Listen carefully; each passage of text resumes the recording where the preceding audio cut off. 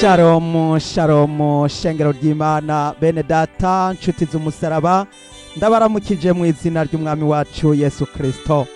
Ndanezerejwe no kuronka uyu mwanya ngiriwe ubuntu n'Imana kugira ngo twongere gusangira amajambo y'Imana ari wo mutsima w'ubugingo wa buri munsi. Ndaguhaye ikaze muri iki kiganiro bamaso ntihagire ugutwara igisibo cawe. Jewe ngiye kuganira namwe nitwa Abeli Mbonimpa.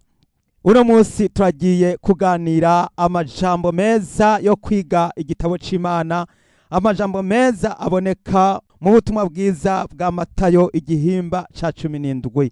Amajambo atubwira ngo ivyo gukayangana kwa Yesu. Muri ayo majambo tugiye kuzobonamwo ibintu vyinshi cane biri muri ico gihimba. Ico gihimba kiratwereka ingene Yesu Kristo yakayanganye agahinduka ukundi, maze Eliya na Mose bakababonekera. Muri ico gihimba kandi turabonamwo yuko Petero na Yohana na mwene nyina Yakobo baduganywe na Yesu kugira ngo bagende kuduga uwo musozi. Baduze umusozi muremure munini cane hariya muri Israeli. Uwo musozi barawuduze ko hanyuma rero Yesu Kristo ahinduka ukundi. Muri ako kanya bagize batyo bazabona Eliya na Mose barabonekera. Muri iki cigisho tuzokwiga ubusobanuro igituma n'impamvu ki canke ni kubera iki iryo yerekwa ryabaye ku mutaga izuba riva, abigishwa bahari uko ari batatu. Ni kubera iki habonekanye Mose, muzi yuko Mose yakoze ibikorwa bikomeye mu isezerano rya kera. Ni kubera iki habonekanye Eliya, muzi yuko Eliya wavugishwa n'Imana Eliya yakoze ibikomeye.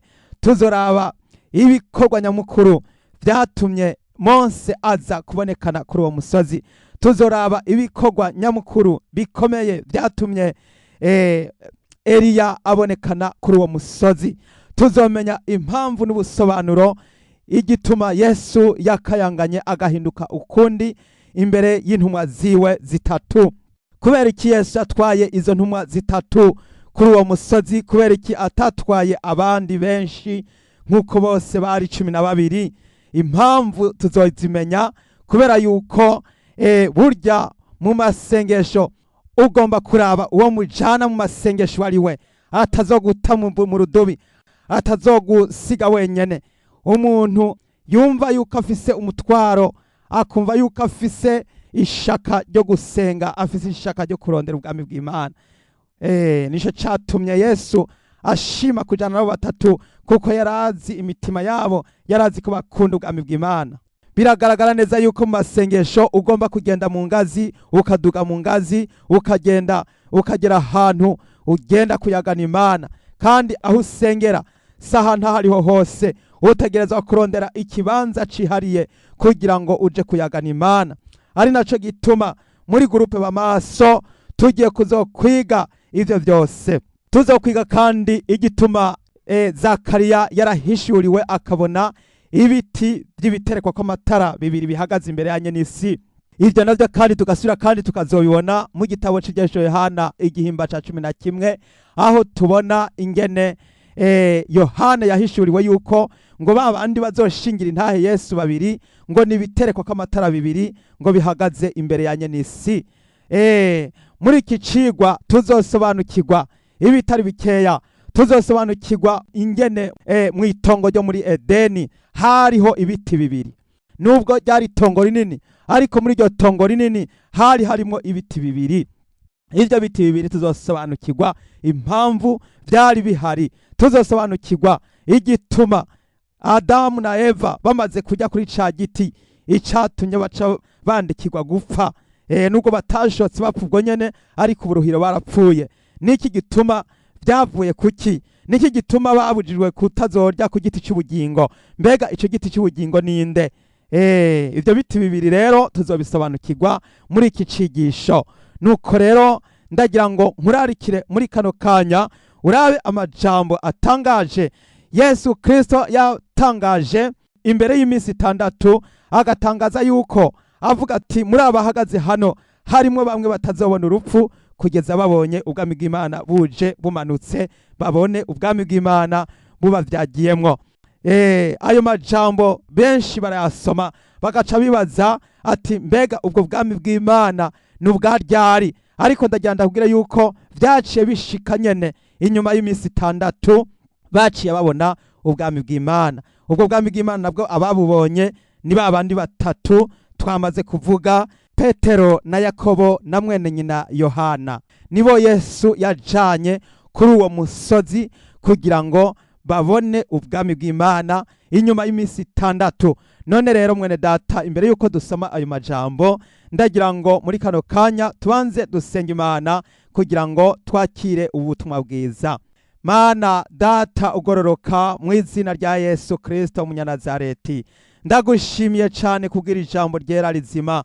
Mwami, ndasenge umuntu wese iteye kuryumva, nanje ndisabiye Mwami kugira ngo iri jambo ryawe rize kandi ringirire ikimazi mu bugingo bwanje, kandi n'uryumva wese ryongere kumufasha, ryongere kumuhembura, maze atahure kandi asobanukirwe. Urakoze, ndasabye mpwemu yera, ndasabye kugira ngo Mwami uwo ari we wese yuzuzwe kandi yumve maze asobanukirwe ivyanditswe vyera. Urakoze Mana, nuhabwe icubahiro, izina ryawe nirishemagizwe, ni mu izina ry'umucunguzi wacu Yesu Kristo atuambiwe ku musaraba. Amen. Rero imbere ya vyose ndagira ngo tubanze dusome uno munsi turaza gusoma igihimba kimwe, hanyuma tuheze tumenye ubusobanuro bwavyo. Haleluya. Ndakuraritse rero kugira ngo ufate Bibiliya, hanyuma dusome hamwe twese ubutumwa bwiza uko bwanditswe na Matayo, igihimba ca 16 umurongo wa 27. Turaza kubandanya no mu gihimba ca 17 duhereye ku murongo wa mbere. Haleluya. Ndagiye gusoma duhere ku murongo wa 27 mu gihimba ca 16 muri ubutumwa bwiza bwa Matayo. Kuko umwana w'umuntu azohava aza afise ubwiza bwa se azananye n'abamarayika biwe, niho azoca yishura umuntu wese ibikwiranye n'ivyo yakoze.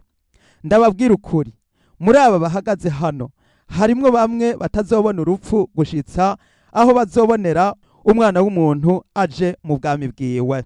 Aleluya. Tuanze tugarukirize ngaha. Aya majambo Yesu yayavuga ari kumwe n'abigishwa biwe bose. Hanyuma rero tuca tubona hano hepfo ingene ivyo Yesu yavuze byaciye bisohora. Hari habibaza bati mbega vyasohoye ryari? Hariho batatu Yesu yaciye atwara kugira ngo baje kubona ubwami bw'Imana. Mwene data, tukiri ngaha ndagira ngo nkubaze, mbega woba umaze kubona ubwami bw'Imana? Woba umaze kubona Mesiya mu bugingo bwawe? Woba umaze guhishurirwa ubwami bw'Imana muri wewe? Erega ubwami bw'Imana dutegereje buri muri twebwe. Ubwami bw'Imana turorereye buri muri wewe, buri muri jewe. Iyo duhagurutse tugashingira intaho ukuri, tukemangira Kristo, tugahagarara ntidutinye, ntiducike ivutu, ntituranduka umutima, tukizera ko Yesu ari we mwami wacu, akaba umukiza mu bugingo bwacu. Muri ico gihe ubwami bw'Imana buba bwaramaze kutuvyagiramwo. Mwene data, iyo wumva uhagaze mu kugororoka, ubu uri mu bwami bw'Imana. Haleluya. Ijambo ry'Imana twibuke ko ritwereka ritubwira ngo Imana yatwicarikanye na Kristo ahantu ho mu ijuru, turi kumwe na Kristo. Nukuvuga ngo ubugingo bwacu bwaramaze guhishanywa na Kristo mu buryo bwa mpwemu, twicarikanywe nawe mu ijuru mu buryo bwa mpwemu. Nukuvuga ngo iyo uri kuranka ivy'isi ukavyiyamiriza, ukabitera umupira ukavyirukana, uba umaze gushikanwa hahandi mu bwami bwo mu ijuru mu buryo bwa mpwemu. Nagira ngo nibutse umuntu wese yuko ubwami bw'ijuru tubwambikirwa hano mu isi, mu bikorwa dukora, mu majambo, mu muco no mu ngendo, mu mitegekere, mu bikorwa no mu mvugo. Eka uko wifata nuko witwara, haba mu nyambaro, haba mu ngendo, haba no mu ningene usenga, ningene wizera, n'ibikorwa ukora bya buri munsi, ubwami bw'Imana bwaramaze kukuvyagiramwo. Iyo wamaze gutoranywa, amazina yawe akandikwa mu gitabo cy'ubugingo cyawa mwagazi w'intama, muri ico gihe ubwami bw'Imana buba bwaramaze kugushikamwo.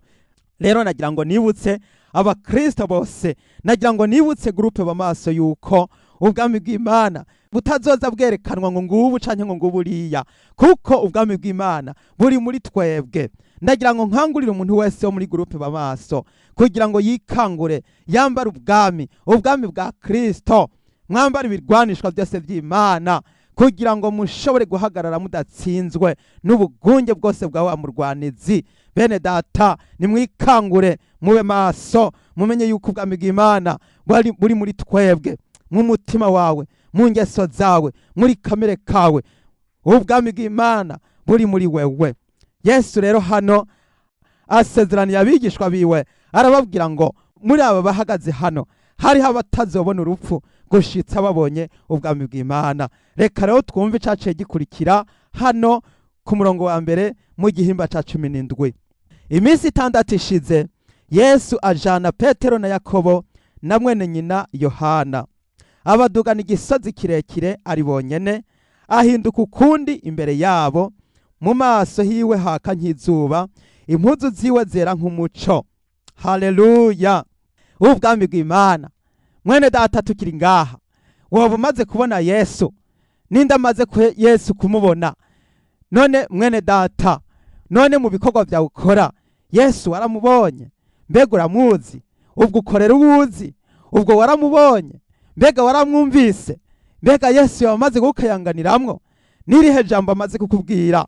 Umaze kuyaga nawe akabanga k'Imana, akabanga hari abamaze kubwirwa akabanga, hari abamaze kwandikwa amazina yabo mu gitabo cy'ubugingo. Nagira ngo nkangurire umuntu wese kubonekerwa no guhishurirwa na Yesu, atari guhishurirwa, atari kubonekerwa na Bikira Mariya, atari kubonekerwa n'abandi bantu bandi bahehe. Oya, ukubonekerwa n'umwami wacu Yesu Kristo. Erega Yesu aradukunda, Yesu aragukunda, Yesu ni muzima, yarazutse. Twibuke yuko ari we yiyereka abigishwa biwe muri ya minsi 40 amaze kuzuka mu bapfuye. Nuno munsi rero Yesu ariho, Yesu ni muzima. Uyo Yesu tuvuga ariho, uyo Yesu tuvuga yambaye bwa bwiza yahoranye ari mu ijuru, ari mu ijuru no munsi n'umuherezi mukuru, aganza urugo rw'Imana. Mwene data, nshuti y'umusaraba, yo ndakurarikiye kumva Yesu, ndakurarikiye kubona Yesu, ndakurarikiye kumva Yesu mu mutwe, ndakurarikiye kumva Yesu mu bitugu, ndakurarikiye kumva Yesu mu gikiriza, ndakurarikiye kumva Yesu mu maboko uri kuratamba utayaya. Hari abandi bijyanka nuko bakoma amashi kubera ko Yesu batamwumva mu maboko. Ndakurarikiye kumva Yesu mu nda, ndakurarikiye kumva Yesu mu bitugu, mu mugongo, ndakurarikiye kumva Yesu mu maguru, aho ugenda uduga imisozi ugenda kuvuga ubutumwa bwiza. Ndakurarikiye kumva Yesu, umwumve mu mutwe, umwumve mu birenge, maze Yesu abe muri wewe, nawe ubu mwana wiwe akwiganzire gose. Haleluya! Ugukayangana kwa Yesu Kristo kugukayanganiremwo. Umuntu yamaze gukayanganirwamwo na Yesu ntabagitinya urupfu. Umuntu yamaze guhagarara mu bushobozi bw'Imana, icaha aragitera umupira akacirukana mu izina rya Yesu Kristo. Nuko rero dusome ku murongo wa 3, haravuga ngo maze Mose na Eliya barababonekera bavugana nawe. Haleluya! Mose na Eliya, aba bantu bafise amateka akomeye cyane. Aba bantu babiri bafise amateka akomeye cyane mu buzima bwa Bibiliya. Aba bantu tubazi mu isezerano rya kera, ariko heraba babonekanye hano mu isezerano risha. Kubera iki? Kubera iki abantu bagiriwe ubuntu bagasubira bakagaruka bakabonekana mu isezerano risha? Niwibaze nawe mwene data, bwa bundi bikorwa dukora Imana irabyandika. Ibikorwa Mose yakoze Imana yaramubitse, yaramuzigurije, yaramuziganije, imutegurira kuzoza kuvizita no kuzoza kuraba i Kanani, igihugu ca Isirayeli. Twibuke ko Mose atigeze akandagiza ikirenge muri Kanani, yakirabisha gusa amaso ari hakurya mu biyaya vya Mowabu, maze bakamwereka bari hariya. Uwo harahamwereka igihugu c'i Kanani, ariko ntiyagihonyoramwo. Ariko aha hantu Mose yaramanutse yamanutse mu vyuma vyo mwijuru, mu vyogajuru vyo mwijuru, yaramanutse aramanuka ari kumwe na Eliya baraza. Twibuke yuko Eliya uyu mwumva avugwa ni wa wundi yaduganwa mu gashururu k'amafarasi y'umuriro. Kera bavyita amafarasi y'umuriro, ariko no munsi ni nka vya bindi biduga abantu badugamwo, vya biveso bimwe biduga bija ku kwezi, bimwe biduga bimwe apana vyakozwe n'amaboko y'abantu, ariko n'amaveso yo mwijuru.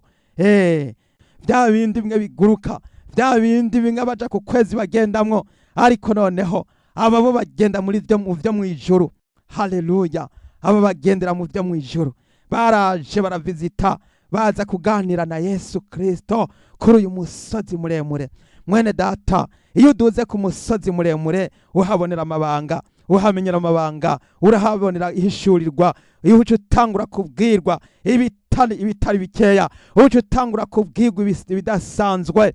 Iyo umaze kuduga umusozi, ndagira ngo nkangurire umuntu wese kuduga umusozi. Uwo musozi ni umusozi w'amasengesho, ni umusozi wo kuyagana Imana. Niho ushaka kumenya ikintu c'ibanga co mu mpwemu, mwene data, duga umusozi, genda ku musozi w'Imana, uzohasanga ibikomeye n'ibihambaye. Twibuke yuko Mose yari umukunzi w'umusozi Sinayi kuza kuyagana Imana. Yaraduzeyo amarayo imisi 40 n'amajoro 40 ituru ya mbere, ahandikira ibisate vy'amabuye 10. Hanyuma agarutse asanga Abisirayeli bariko barasenga igishushanyo, vya bisate vy'amabuye arabimena. Hanyuma Imana imutegeka ko mu nyuma azosubira kuja guhabwa ibindi bisate vy'ibigereranyo vya bimwe vya mbere. Nuko rero Mose yongera kuduga ubugira kabiri, yongera kumarayo iyindi misi 40 n'amajoro 40. Mose yarakunda kuja ku musozi w'Imana.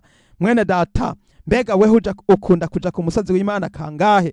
Hariho abantu bavuga ngo tuzogendana na Yesu kuri wa musozi, ngo twambaye imvune zera.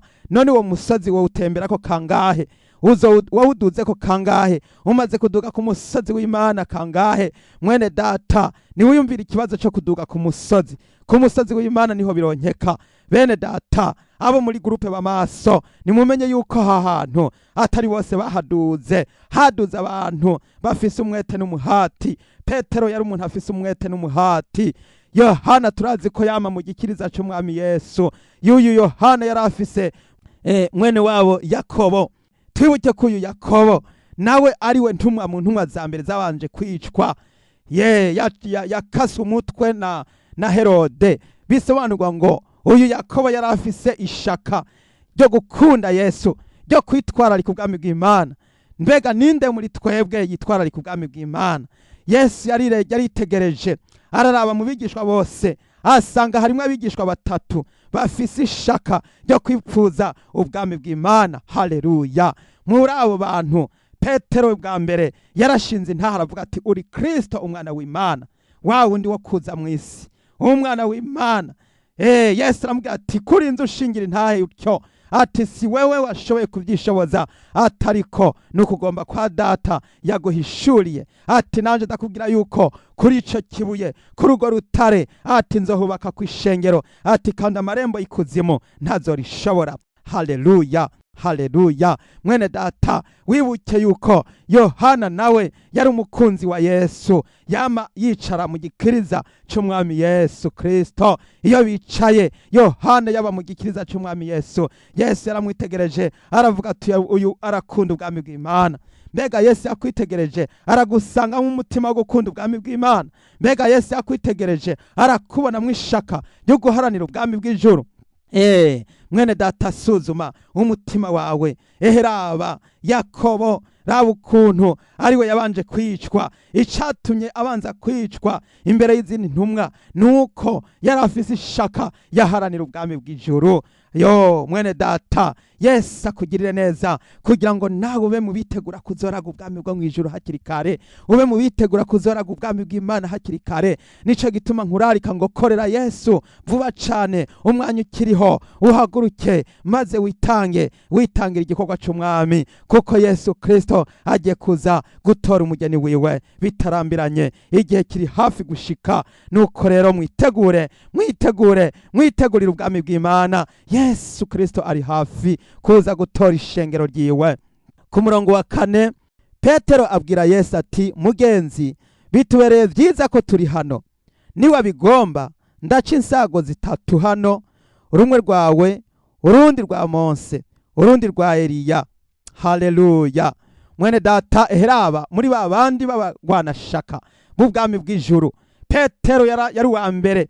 Misi yose Petero yari wa mbere. Yesu arakunda umuntu agira ishaka ry'ubutumwa bwiza. Yesu arakunda umuntu avuga ati bibura byanka bikunda ndahaguruka ndashinga intahe ndagenda kuvuga ubutumwa, ndagenda gukora ikijya gikorwa, byanka bikunda ndahaguruka. Yesu arakunda umuntu yitanganiza. Hari abandi bavuga ngo yisuka imbere ngo aritanganiza. Yesu arakunda abantu bitanganiza nka Petero. Haleluya. Mwene data woba wipfuza kwitanganiza, nuhaguruke utanguranwe. Kera tukiri abana baravuga bati ninde agomba gusenga, agomba kudusengera. Twaratanguranwa. Canya bavuze ati mwese uko muri ngaha dusenge, umwe asenge undi asenge. Twaratanguranwa mu gusenga. Ukaza wumva babiri batanguriye icarimwe batanguye gusenga. Mwene data woba umeze utyo, biyo bavuze bati n'umwanya wo gushinga intahe, ugasanga babiri canke batatu barahagurutsa ati haleluya, ati nagomba ndabashingira intahe. Uwundi ati haleluya, ati nagomba ndabashingira intahe. Uwundi ati nanje natanzwe. Ugasanga abantu bariko baratanguranwa mu bwambi bw'Imana. Mwene data dutanguranwe mu gikorwa c'Imana, dutanguranwe mu gusenga, dutanguranwe mu kuvuga ubutumwa, dutanguranwe aho dutanguranirwa twiruka tuja ku musaraba, tuja kwihana, tuja kogwa mu maraso ya Yesu Kristo. Nuko rero Petero bica bimubera vyiza kugira ngo yumve yuko yo kubaka insago. Yari guvuma akoresha umutahe wiwe, akakoresha uburyo bwose ashoboye, kuko twibuke yuko no mwivuga ubutumwa rya mbere, ubutumwa bwa mbere Yesu yabanje guhora kwigishiriza mu nzu kwa Petero. Petero yari afise inzu nini. Iyo nzu nini niyo Yesu yigishirizamwo. Ya nzu basambura hejuru bayikayicishamwo ikimuga. Irya nzu hari kwa Petero. Abantu benshi baraza bagaterana. Ibihe byinshi Yesu yabaye kwa Petero. Mbega mwene data, ubwo Yesu yoza yoba mu nzu yawe, uwo mwemerera, uwo muha ikibanza, woheba bya bindi, woheba kuraba amafilime, woheba kuraba za soccer, woheba kuraba za football, woheba kuraba ya masinema yo mwisi, woheba kuraba bya bindi uri kuraraba ku matelefone. Yesu aragomba kuza kuba muri wewe nkuko yakorera ibikorwa mu nzu kwa Petero. Icatumye Petero ari we ahashinga kugo rutare kwishengero, ishengero rishinga kuri ugo rutare, nuko Petero yari umuntu wa mbere avuga ati Yesu yaravuga ati nimuzi ati ngwini wanje usembere hano, ngwino wanje urare hano.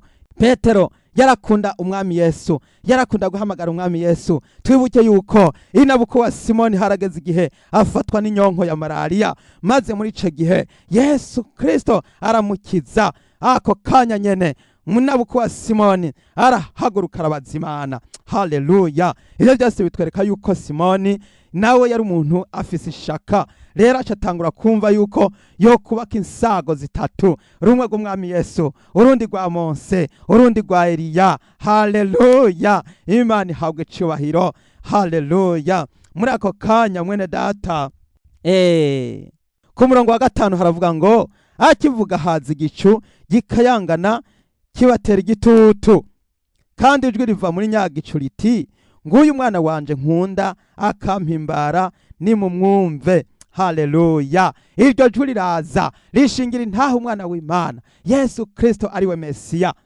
Baravyumva ari 3. Mwene data ivyabona 2 canke 3 birashoboye gushinga intahe. Intahe ya Petero, n'intahe ya Yohana, n'intahe ya mwene nyina Yakobo. Izo ntahe zarumvise ijwi ry'Imana rivuga, ryavugiye hariya hejuru muri ico gicu, riraza riravuga bararyumva. Bene data barumva ijwi ry'Imana. Wowe umaze kumva ijwi ry'Imana mu buzima bwawe riguhamagara mu izina ati ngwino haguruka uje kunkorera, ngwino ndaguhaye igikorwa. Hari abantu benshi bagenda gutyo ugasanga ntibashaka no kumviriza irivuye mu kanwa k'Imana, bagaca bashoka bapfa gukora ibyo bagombye. Ariko ndagira nkubwire ngo tubanze twitwararika ubwami bw'Imana no kugororoka, ibisigaye tuzovyongerwa. Mwene data haguruka wumva ijwi ry'Imana, rero muri kano kanya mbaye ngarukirije ngaha kugira ngo mwene data witegure kuzokurikirana izi nyigisho.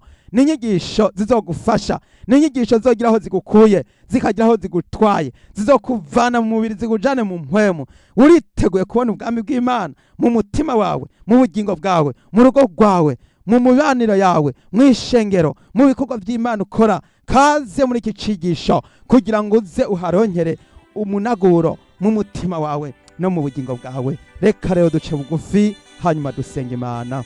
Data wa twese, mwami w'abami, ndagushimiye kuri ubu butumwa bwiza uduhaye, ndagushimiye kuri ijambo ryawe rizima mwami.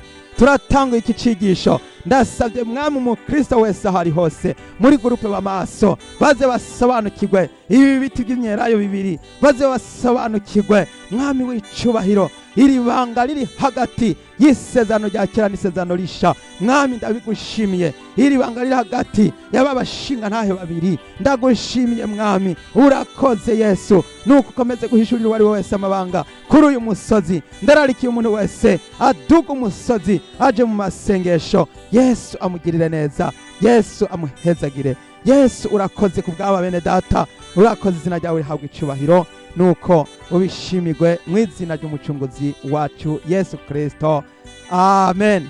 Shalom shalom.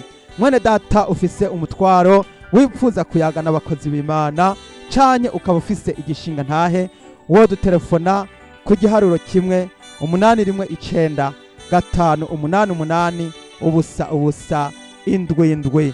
Mwese Yesu abahezagire. Shalom shalom.